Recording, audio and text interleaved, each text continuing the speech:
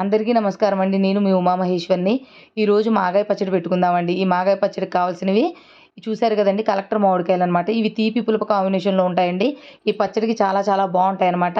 నీట్‌గా కడుక్కోవాలండి. టబ్‌లో నీళ్ళలో వేసి నానబెట్టుకొని శుభ్రంగా కడుక్కోవాలండి. కడిగేసుకొని ముచుకు తీసేసి పొడి బట్టతో తుడుచుకోవాలండి. తడి ఏమాత్రం తగలకూడదండి. తడి తగిలితే పచ్చడి పాడైపోతుందండి. అప్పుడు ఈ మొత్తం కాయని ఇలా చేసేసుకోనండి శుభ్రంగా పైన పొట్టును కూడా తీసేయాలండి. అన్ని కాయల్ని ఈ విధంగానే చేసుకోవాలండి. ఇది ఎండ ఉన్నటప్పుడే ఈ పచ్చడి పెట్టుకోవాలండి. ఎందుకంటే ముక్కలు ఉదయం నుంచి సాయంత్రం దాకా ఆరాలండి. చూసారు కదండీ! ఈ విధంగా చేసిన తర్వాత అమ్మ కట్ చేసినట్టుగా ముక్కల్ని కట్ చేయాలండి.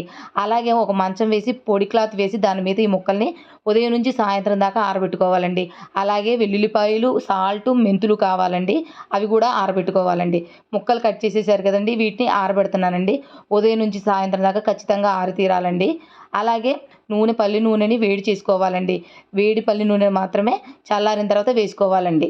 అలాగే మెంతుల్ని 130 గ్రాములు తీసుకొని దానిని వేపుకొని పౌడర్ చేసుకోవాలండి. ఎర్రగా వేపుకొని పౌడర్ చేసుకోవాలి.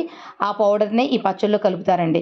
చూసారు కదండీ! సాయంత్రం ఈ పచ్చడిని పెడుతున్నారండి. ఒక 8 డబ్బాలయిందనమాట. ఆ 8 డబ్బాలకి మెంతిపిండి 2 పళ్ళాలలో వేసుకొని, అలాగే వెల్లుల్లిపాయలు పావు కేజీ ఒలుచుకోవాలండి. వెల్లుల్లిపాయ పొట్టుతో వేయకూడదు, ఒలుచుకోవాలి. అలాగే అర కేజీ సాల్ట్ అనమాట. అది కూడా వేసుకోవాలండి. అలాగే కారం 2 కేజీలండి. అంటే డబ్బాలతోటి 3 డబ్బాలైతే 2 కేజీలు వేసిందండి అమ్మ.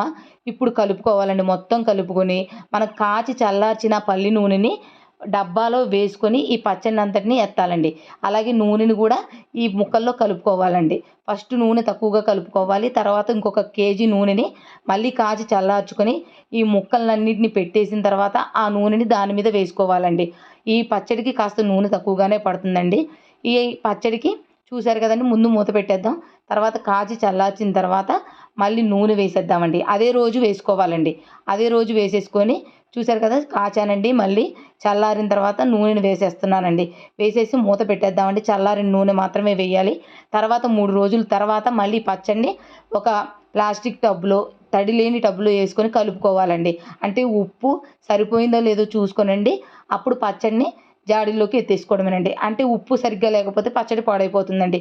అన్నీ కరెక్ట్‌గా ఉంటే పచ్చడి 10 సంవత్సరాలైనా అలాగే ఉంటుంది. అది కూడా మనం తినకపోతే అలాగే ఉంటుందండి. చూసారు కదా! ఈ విధంగా చేసుకొనండి మనం గాజు సీసాల్లో శుభ్రంగా కడిగి నీట్‌గా పెట్టుకున్న గాజు సీసాలో పెట్టేసుకోవడమేనండి పచ్చడి. చాలా చాలా టేస్టీగా ఉంటది. ఒకసారి ట్రై చేయండి. మా వీడియోస్ గనుక మీకు నచ్చితే మా ఛానల్‌ని సబ్స్క్రైబ్ చేయండి, లైక్ చేయండి, మా వీడియోస్‌ని షేర్ చేయండి. అలాగే పచ్చడంతా పెట్టేసుకున్న తర్వాత లాస్ట్‌లో కలుపుకోకపోతే ఎలాగంటే అన్నం కలుపుకొని ముద్ద తిన్నాననమాట. మా వారు నేను చాలా చాలా టేస్టీగా ఉంది.